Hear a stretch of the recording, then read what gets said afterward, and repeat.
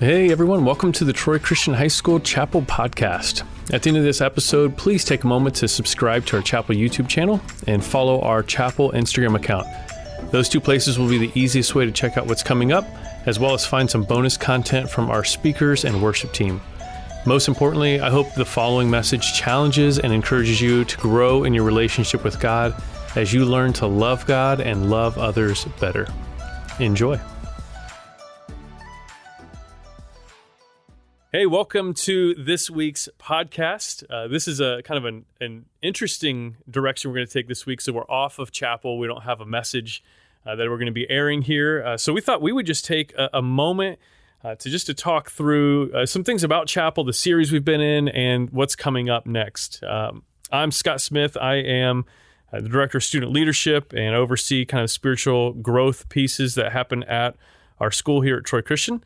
And I've been here for 15 years doing my thing here, and it's been a blessing. And I am here sitting with Mr. Royce. Tommy Royce here is an alumni of Troy Christian, and he oversees our chapel programming at the high school, the chapel director. How you doing, Mr. Royce? I'm doing good. It's early dismissal today, and that's a blessing in and of itself. So glad to be sitting here with you. Yes, sir. Yes, sir. Well, hey, I wanted just to take a minute to talk through some things, really just give some people the kind of the behind the scenes of how chapel gets put together and planned. And, we've been doing chapel together for quite a while now. And I think it's just kind of maybe interesting for people to see kind of how we structure things and how we get students involved, et cetera. So I want to talk through. You oversee a class here called Ministry Prep. We call it Min Prep. And we have seniors in that class that get to sign up and be a part of what goes into the planning process of chapel. And beyond that, we have a group of adults, teachers, and leaders here that are part of a planning team as well. So you oversee specifically the students in Ministry Prep. Talk us through a little bit about, what goes into that class and what are you guys' responsibilities? So with Ministry Prep, it is a class and it's just seniors, but it functions much less like a class and functions a lot more like an internship or kind of like a job shadow, except not just shadowing, you get to participate. And what happens in, we call it Min Prep for short, what happens in Min Prep is that we brainstorm together different ideas about what will take place in chapel. And so every once in a while, usually at the beginning of the year, you and I, along with other people who work here, will plan like the first series or two, in the summer and just kind of get the beginning of the year together. But then after that, I work with the Min Prep class trying to brainstorm with them about what will chapel look like the rest of the year. And then Min Prep also brainstorms with me about the order of service. Because in a normal chapel, we have the order of kind of a welcome and an introduction. And then we have someone pray before worship. And what we like to do is we call it a call to worship because it's not just let's just casually throw prayer just before we start singing, but it's purposefully placed to serve as a transition from, okay, I've been going from my day-to-day, class to class, and I'm now going to kind of focus on God and pay attention to Him and kind of that worshipful mindset. And so we usually start chapel with that, and we end up having everyone stand up and someone prays over the chapel and the worship set. And then we usually have the worship set, which also is student led. And then it's usually followed by the message and then a closing. But there are many weeks where it's myself or you, Mr. Smith, where we are the ones who are doing the prayer or the intro. But actually, most weeks, especially after the first couple, we try to have as many students involved with being on stage and having a microphone in their hands and saying, welcome to chapel. And then also that kind of spiritual leadership moment of leading the school into shifting from my day-to-day routine, class-to-class routine, to transitioning the student body into a worshipful mindset as we experience the rest of chapel. And so my min prep class, what we often do is kind of talk through, who might be the person who does the prayer before worship, the call to worship this week. And then we might have someone come up and close a chapel service. And sometimes we have a student do that as well. And so different weeks we play around with the order of service, and then other times min prep helps plan chapel as a whole of what the series theme will be, what speaker fits that. And a lot of what takes place in chapel is actually the fruit of brainstorming sessions that happen with min prep class every day. Yeah. So that min prep class is they're taking opportunities to lead their student body, which I think is an awesome, and it's just an awesome thing for a 17, 18-year-old to be able to stand in front of 200, 300 people and actually lead and learn how to lead in those contexts. But they're also trying to discern throughout the course of the year, what is God doing in our student body? What do we need to hear? Where are the places that we're going to be growing in next, based off of how God's leading us? And we've got some adults who are involved in kind of helping, shepherd and show direction in the tech areas and in the worship team and et cetera. And a lot of that first series of the year stems from our year verse. This year, our year verse is John 8:12. It's where Jesus is saying, "I am the light of the world," right? He's making a declaration. And so that pushed us into a first series of the year, which we called Choose Light. That was the first three messages. Dr. Wilbur, our superintendent, he tends to kick us off the year in our year verse and kind of giving us a direction. And he really focused on this idea of us versus them, this mentality that kind of gets fostered in this time of year right now is especially, you see that everywhere, that it's everything that we are engaging with and interacting with seems to be calling us to take a side, and it seems to be calling us to take a side against someone else. And so he started the year off by just talking about what does choosing light look like in an us versus them world. I got a chance to follow that up with the choosing light in our circumstances. What do we do when all we see is darkness around us? And then you got a chance to come up and just talk about choosing light in the people around us, even especially with those that we maybe disagree with or that we see as enemies or against. And so when we got into this year verse, what were some of the things, this idea of choosing light and looking for Christ in what's going on around us in the world? What were some of the things that were resonating with you, that you were like wrestling with, that caused you to go the direction that you went with in your message? I feel like for me, it was less of what resonated with me in the year verse and more of what were in what ways did the year verse force me to wrestle with things that I needed to wrestle with? In what way did the year verse make me think about things that I had just kind of had to internally deal with? And so, as you mentioned, Dr. Wilbur talked about how, the choose light theme often, we live in a time where we have to kind of pick a side, and there's like that us versus them dynamic in all sorts of things. At the same time, I believe that there is light and there is darkness, and that our faith is built on light overcoming darkness. The resurrection, Christ overcame death. It wasn't that Christ didn't want life and death to just get along. But there comes a point where life is supposed to overcome death, and that light is supposed to overcome darkness. And so I think one of the ways in which, your question about what was it that kind of led it to what I had to say in the message, I kind of was forced to wrestle with, okay, at what point are we supposed to not let these divisions divide us? And at what point is there need to be someone standing up for what's right? And I think that tension always exists, and it's one that we as Christians really need to wrestle with ourselves. Yeah, there's when I think about some of the things that you were kind of bringing out, it's that idea. There's this idea that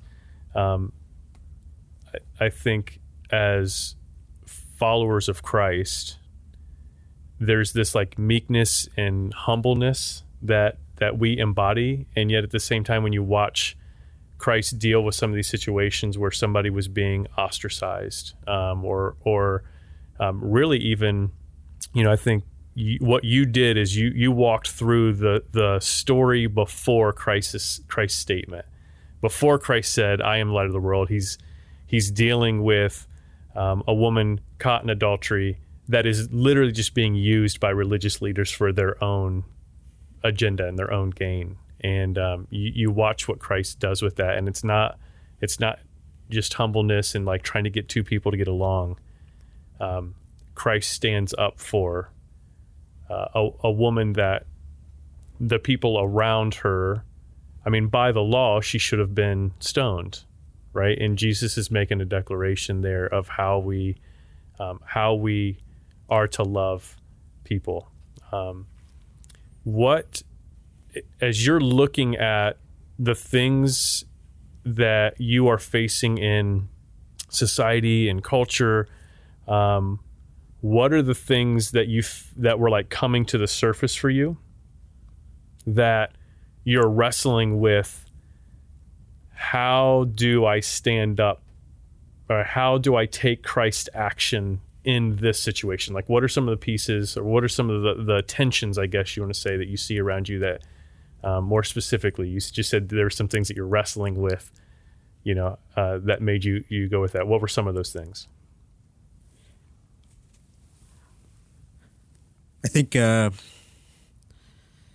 in society right now, we got tons of issues that are part of our culture, and everything seems to be kind of opinion driven of, well, what do I think about this, or what do I think about that? And whether it be the election, or whether it be, we've got protests and things like that all across the nation. We have things with the virus going on as well, that everything's kind of falling into, you're either on this opinion or that opinion. And I think people turn it into a battle of ideas, when Jesus demonstrates less of a battle of ideas and more about, okay, let me ask, who's hurting, who's being harmed, who is crying out for help. And then he responds by, how do I stand up for those people? I think we too easily fall into debate mode, and not as easily fall into listener mode of, how do I hear the voices of those who are hurting? How do I hear how do I hear people out when they're asking for help in all sorts of situations? And I think sometimes we delegitimize someone's cry for help because we doubt it. Maybe it's because it's not what we expected them to be crying help about. But we, like Christ, who, rode in on a donkey instead of a war horse, like Christ, who washed feet instead of made people wash his feet, we have to take that position of humility and say, I might not know all the answers. My assumptions could be wrong. I I need to take myself a little less seriously, and I need to take this person who is hurting or even claiming to be harmed a little more seriously than I take myself, and consider how can I stand up for them? How can I be light and choose light when they face darkness? Yeah, one of the most helpful things I think that I took away from your message was you bringing in our battle is not against flesh and blood, right? There's something behind that. There's this evil that we're really fighting against, and I think the jump to us versus them with so many situations is we are going to position ourselves against this person and not what's behind that person, right? I feel like for me that was so helpful to really kind of pinpoint the issue when we become enemies with a person rather than we're trying to fight the evil behind what's going on here. And that was so helpful. That was so helpful for me personally.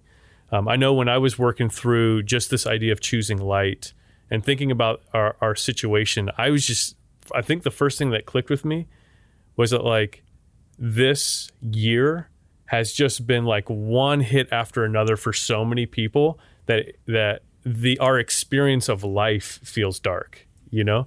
I think there's this piece of trying to contextualize what we're experiencing so that it doesn't feel like the end all of everything. I think so many times we can be in a situation where we feel like we're drowning. And our normal reaction to that is to fight what's going on. And I think it's very easy to lose hope, and it's very easy to lose joy in the midst of just seeing everything as like dark around you. But the reality is like the truth that we can rest in is if Christ is the light of the world, if he's making that claim, then he's at work. And our joy then is found in this hope that we can trust that somewhere in the darkness, somewhere around us, God is at work through Christ. And if we can start to see those things around us, then we can find hope, we can find joy.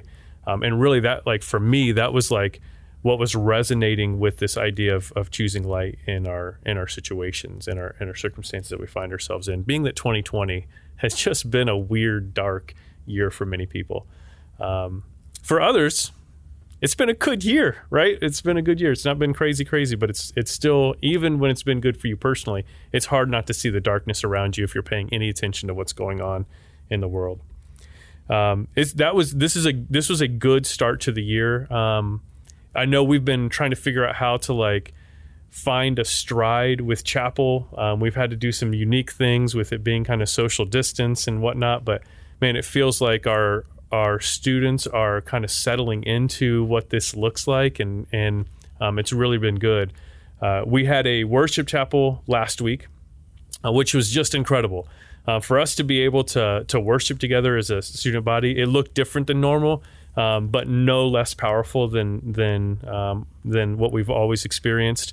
And we're getting ready to go into a new series. This new series is Focus. And so talk us through, where did that idea come from? And kind of where are we going in the next few weeks of chapel? So the idea of Focus came from a brainstorming session, actually with the speakers who are going to be a part of that series.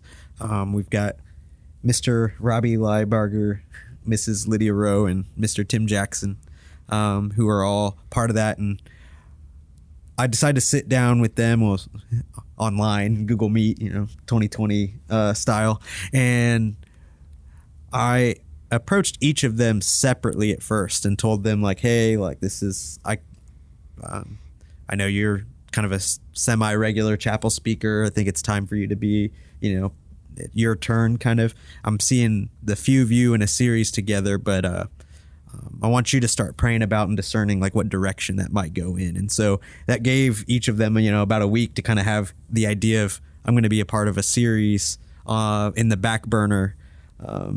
And I don't know about you all, but I feel like sometimes my ideas come when I'm, mowing the grass or doing, it's when I have and kind of the thought of an idea on the back burner I think maybe God uses those kind of random moments to speak to each one of us. And so after kind of a week of letting each speaker kind of sit on the idea of being a part of something and choosing what direction to take it, we all had our Google Meet together, and I just started off by asking, hey, where any sort of direction you feel like things are coming from. And we let each speaker kind of give their 2 cents.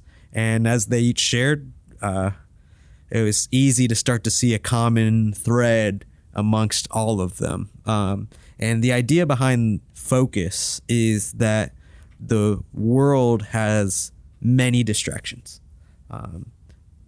Whether it's all the craziness going on in the world, or whether it's all the apps on our phones that take up so much time. I'm sure you get that reminder every week of how much screen time you've got, and it's always a little alarming. But then also there's the distractions of playing on the idea of light. Since choose light, we have a lot of false lights in our life. Things and people we want to center our life upon that are ultimately going to disappoint us, even if they could be bad things or even good things that just aren't God, and so they fall short. But then also, if we let these distractions take place over time for too long, they end up disunifying us and leaving us not together anymore. And so focus partly is about unity as well, because if we all stay focused on Jesus, we'll be unified. And I think we're in one of the most ununited, disunified times. And so that's part of where this idea came from. That's awesome. We're real excited about kind of continuing to push in, continuing to discern where God is leading us and where God's taking us next. And so I want to encourage you guys to keep tuning in. Catch us on the podcast here for those messages. You can catch us on YouTube. You can catch the whole video, worship, the whole thing there. We'd love to have you guys there. Check out our chapel, high school chapel Instagram account for what's coming up next. And thanks for joining us, guys. Thanks, Mr. Royce, for kind of sharing some behind the scenes of what's coming up for us. Appreciate it. And thank you. Yes, sir. We'll catch you guys next time.